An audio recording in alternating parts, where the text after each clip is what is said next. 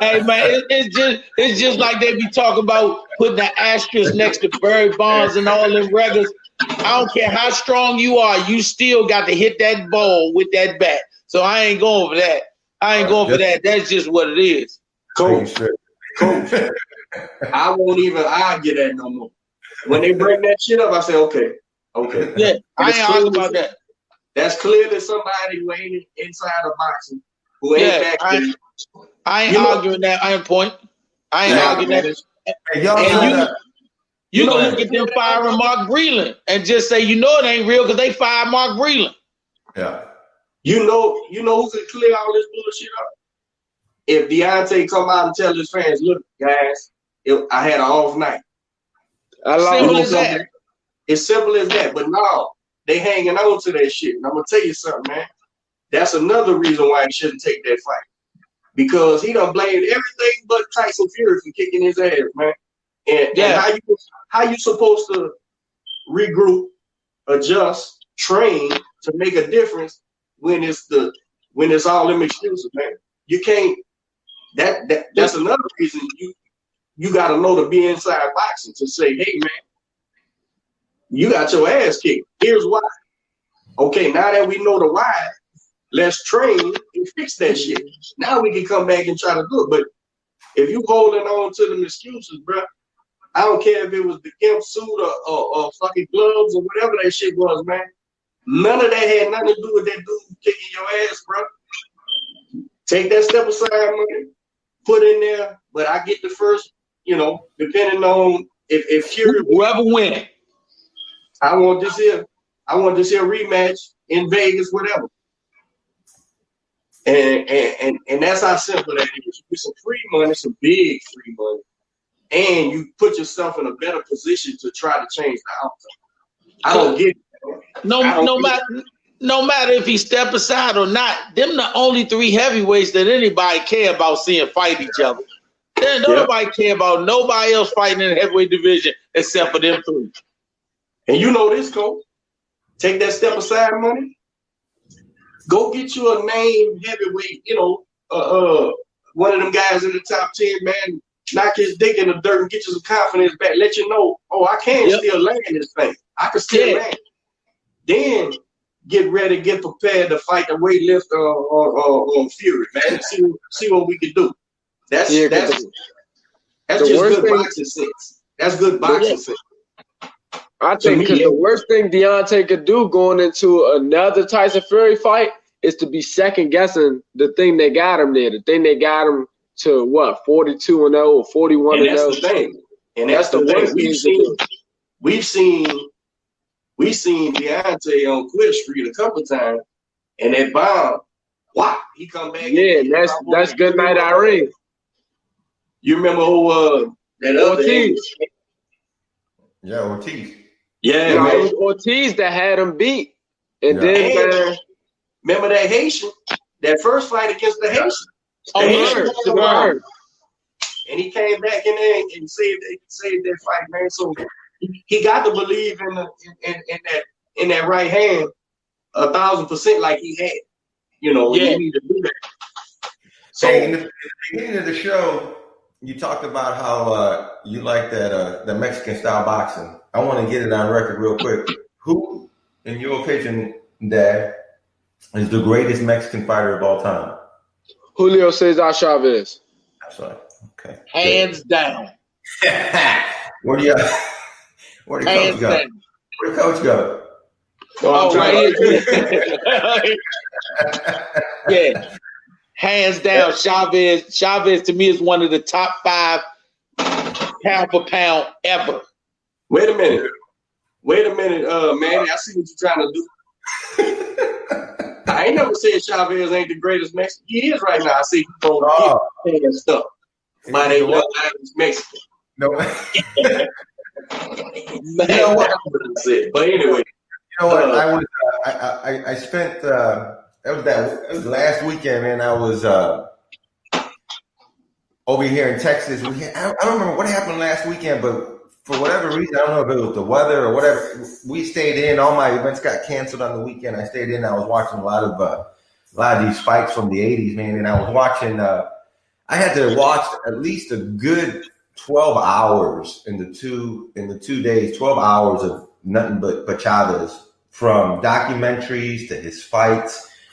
And man, I just relearned a bunch of stuff that I already knew, but with time and with so many boxers coming after him, you just sort of forget. And I mean, this kid, and I realized, I'm like, this is why, he is Mexico's greatest, fighter that's ever. The dude used to live in a box cart. He had 37 world titles, 5 titles in 3 different weight classes.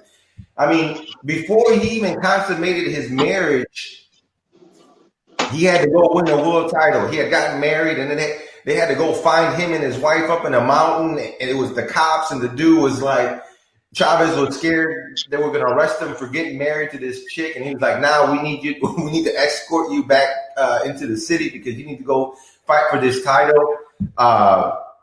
I mean, he was to Mexico as what Ali was to America, because he was a political martyr. He had connections with the dude. Would spend one night with Chapo doing, partying, and then the next morning be with the president of the United States. I think the dude is he's definitely, and I like Canelo. Coach and I, we have this feud going back and forth. He loves Canelo. I'm a big Canelo fan. But I don't think we can consider Canelo the best Mexican until his career is over. Then we compare. Then we compare resumes. Exactly. And he probably still won't match the legend of Chavez, like you just said. I didn't know that. I didn't know that about him being homeless. Hell, that's Jack Dempsey's story, except for Mexican guy. Yeah. So he probably never gonna match. He used to sneak into the boxing gym. And that's how he got started boxing, because his older brothers were boxers.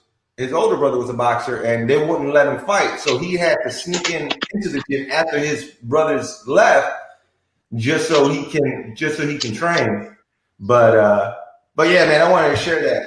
I spent about a good 12 hours just reliving the whole Chavez story. I thought it was great. Hey, and it's funny. What made Chavez a legend is about to happen again. What made Chavez a legend is, at the time he was fighting, every fighter wanted to be the best. So they wanted to fight each other. There was no, I'll fight you only if it's for 10 million. I'll fight you only if this. You had guys taking fights for way less because I just want to fight you.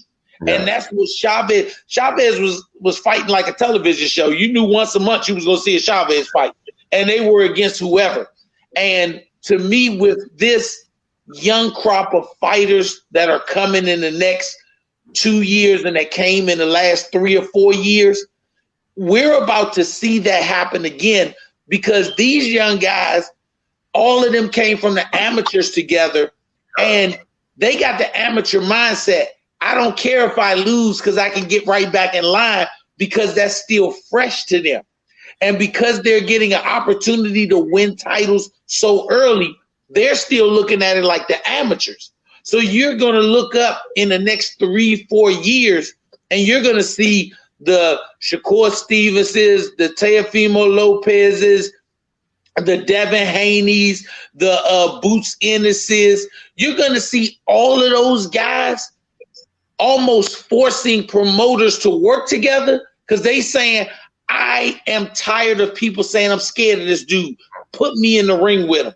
Because they don't care about losing, because they're still amateur mindset of I can get right back in there and fight again. That's what made the 80s the golden age of boxing, because those dudes didn't fear losing a title. In order to be a legend, you have to have legendary nights. And none of those guys that we say are the greats finished their career undefeated. Right. They all lost to each other.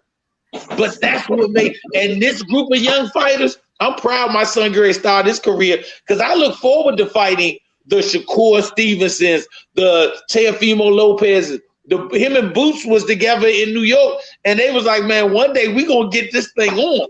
And that's what boxing needs an infusion of. 10 or 12 fighters that are all around the same weight class that say we want to fight each other like you had with Duran, Hagler, Hearns, Mugabe. That's what made those guys legends, not the record. I'm 60-0. I'm a legend. No, it's how good you do after a loss. A loss defines the man. That's what defines him. That's exactly what I'm talking about with Deontay. The great fighter, I just told you, man, Joe Louis was stopped. Everybody could be stopped. Yeah. The difference is you go back to the gymnasium and say, you didn't beat me. I beat me. I fucked up. I should have never let you do that shit. Coach, come on, let's get on these mitts. Let's get some sparring. Let's get ready and go beat. And that's absolutely the difference between great fighters and good fighters. And good fighters. Right. Yeah. So, you know, can you imagine Tommy Hearns not like him getting knocked out and say, oh, fuck it. Nah. Hey, when Chavez beat Mildred Taylor, Pernell Whitaker got right in line, said, nah, we got to do this. Right. Yeah. So that's the difference. And these boys, and what I agree is these boys are just as good. These boys are educated fighters. We just got to match them up and start. I'm going to tell you something, man. That last camp, we was over there with Shakur, getting ready for the little small fight he had. The first fight back.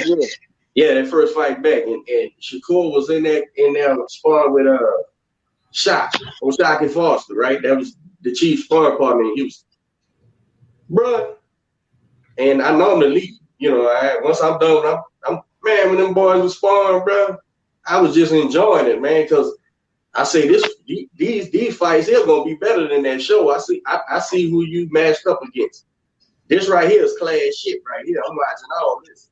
And the difference is, man, I'll tell you, since you said his name, that Shakur Stevens kid, bro, he wants to be the best. He wants to be the best. By any means necessary. What good is he being a world champ when it's another cat out here y'all saying is better than me? No. Let's get it happening. Now you have to figure out, you know, the politics from the money men management and shit. But in the end, the fighter's gonna dictate. You know, if the fighter goes in there and says, hey man, I want this guy. Nah, fuck all that what you're saying. This is the guy that said if he demands that, they gonna follow suit. You know what I'm saying? They gonna follow suit and try to make this fight. And with these young crop of fighters, man, they educated, they good, they dogs, and match them up. You know, Fury Wilder showed you, even at the elite level with millions and millions and millions of dollars, we can make it happen. So I damn sure can make it happen for Spencer Bud. I damn sure can make it happen with Lomachenko or whoever. All these guys, man, and man, boxing been so good even through this pandemic sidetracked us, but man, the last 10 years, boxing we've been on fire, bro. And the heavyweight division, 147, all them divisions have been on fire. Man, you about 5 years away from seeing the welterweight division be the top 10 in the welterweight division is going to be so stacked where anybody could be the champion. And in 5 years from now, you can see fights between Boots and Devin Haney at 47 in the next few years. You can see fights the way it's going. Shit, Tank could be any goddamn way. You know, Gervonta Davis could be there. You can see Teofimo. I think Teofimo is a big puncher. You can see Teofimo mixed in that group. I mean, then you gotta look. One of the I think under the radar big punches that they got that could be at 47. Antoine Russell. Twan can punch. He can straight crack. I think he done knocked out everybody he fought so far. That welterweight division is going to be jam packed. I'm gonna tell you, man. I'm at welterweight, so you know I'm watching the welterweights, man. That's where we compete.